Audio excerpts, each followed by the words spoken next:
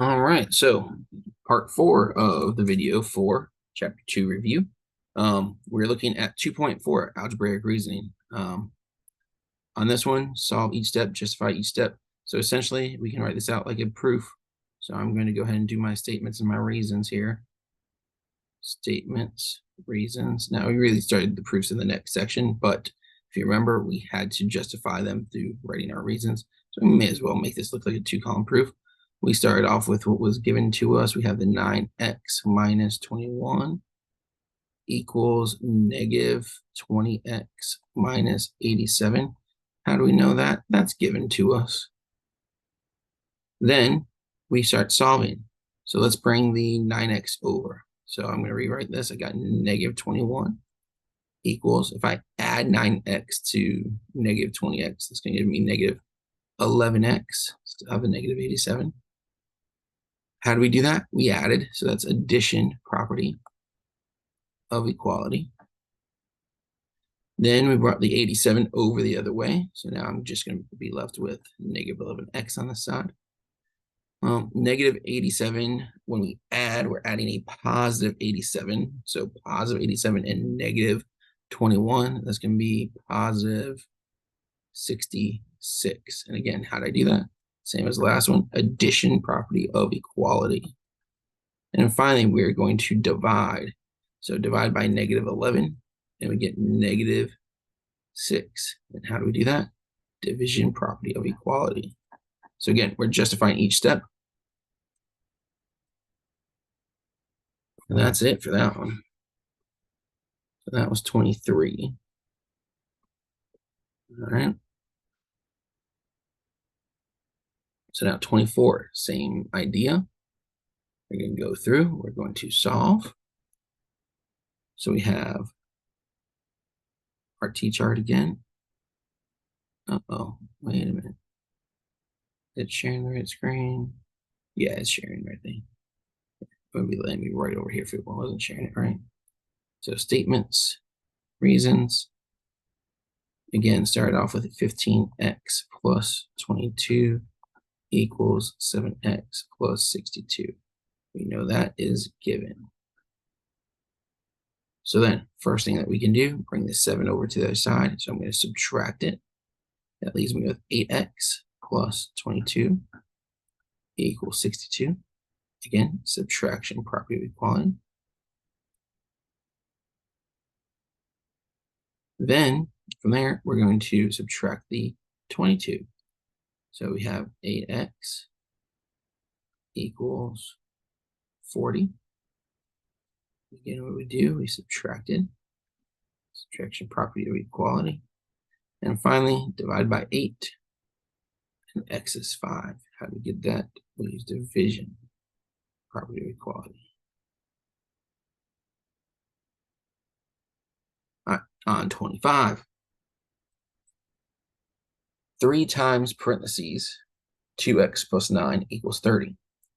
So on this one, we can distribute first. Oh, let's set this up as a proof. I'm just going to do my column here. I'm going to say that this one was given to us. So distribute, and that's going to give us 6x. And then 3 times 9 is 27. Again, what we do, we use distributive property.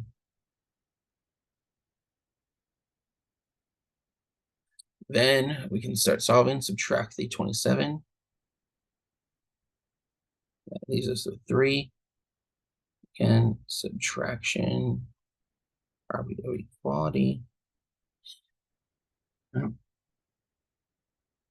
Then we can get rid of the 6 by dividing, which gives us 1/2. That's division property of equality.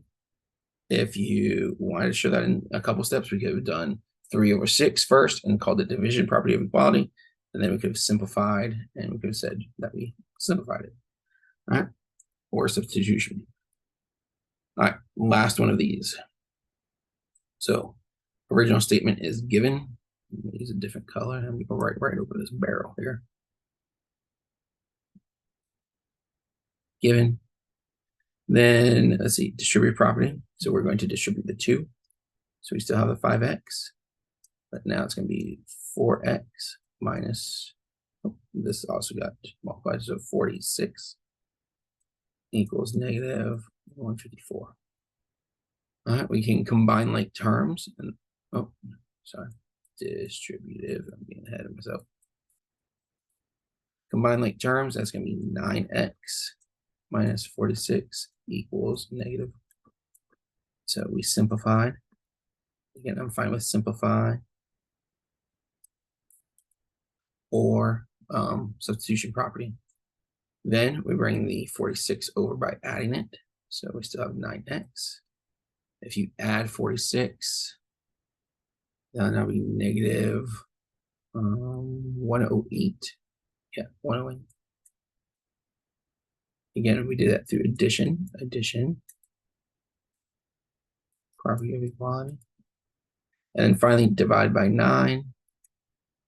And 108 divided by 9 is 12. Yeah, this was a negative number, so it's a negative 12. And we use division property. And that's it for those 4. All right, let's go ahead and scroll down.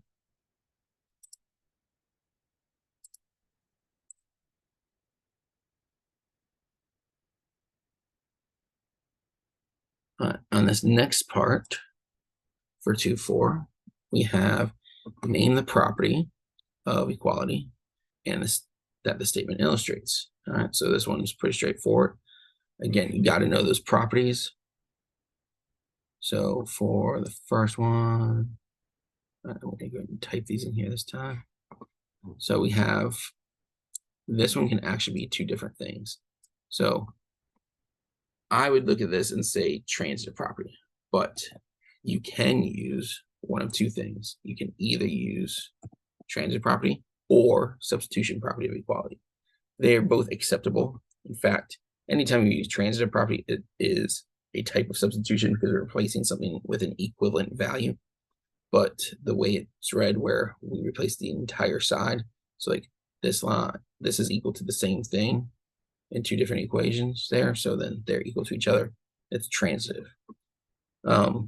So pretty much anytime you use transitive, you could also call it substitution. It doesn't necessarily work the other way around.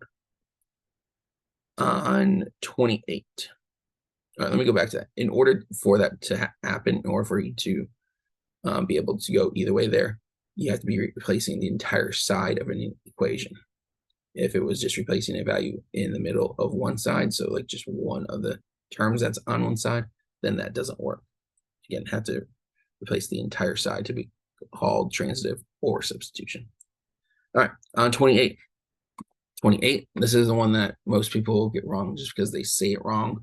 You have the same thing on both sides. A lot of people like to try to call it reflection. It's not reflection, it's reflexive. So again, it'll be a very popular one that we use later on in the year, but this is our reflexive property of equality. Then on 29, all right, well, what happened? On the one side, we had a 3 that's no longer there. And then on the other side, we had 36 and it went down to 12. How do we do that? We divided. What do we divide by? We divided by that 3. So again, on a question like this, just look at what was the next step to solving, and that's what they did. They used division property of equality.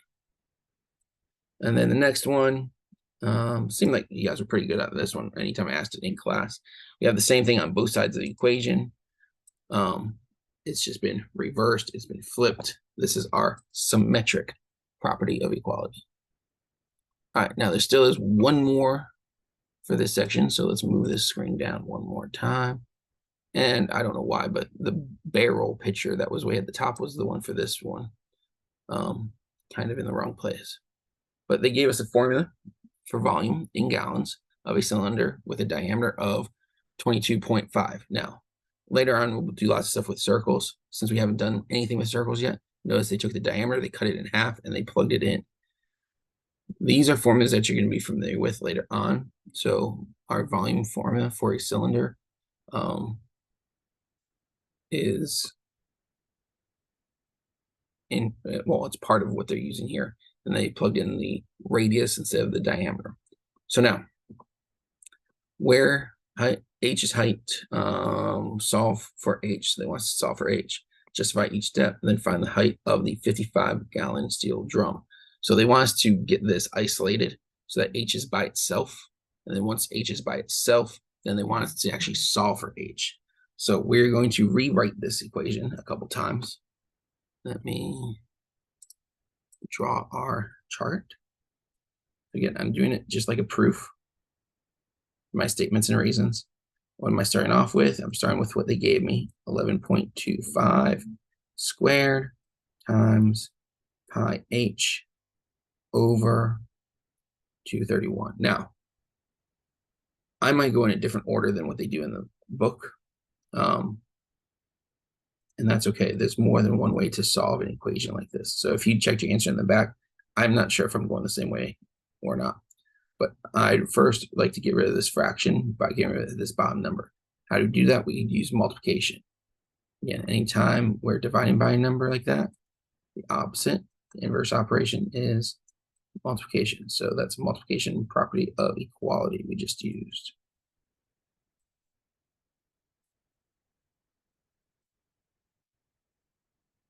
Now, this whole thing, let me use a different color for a second. This whole thing right here, that's all being multiplied to h right now. So I can go ahead and get rid of that entire thing in one step. So if I want to, I can take that and I can divide it off. So my next line, I'm going to have this 231V still, but then I'm dividing by 11.25 squared pi, and that's going to be equal to h. How to do that? That's division property. So it's a very short proof to get to solving for h, but then they did want us to do one more step. They want us to actually figure out what is h. So we're plugging in. So we have 231 times, and we're putting in 55 for a 55-gallon drum, divided by 11.25 squared pi. Now, we're going to have to use a calculator on that one. So let me pull up. I think I have it in the background still. Yeah, here it is. So this is our Desmos calculator. Let's see. I'm going to use my fraction key. On top, I have 231. Use parentheses. I'm typing in exactly like I have it there. Those are my parentheses. On bottom, I'm going to do, I have a square. Why did that happen? All right. We're going to have 11.25 squared. And then we're going to multiply that by pi. So now, looks just like what I have here. And my answer's already showing. It's 31.95. What they want us to round to? And it didn't say, it doesn't look like. I'll just round to 2 decimals for now. So we have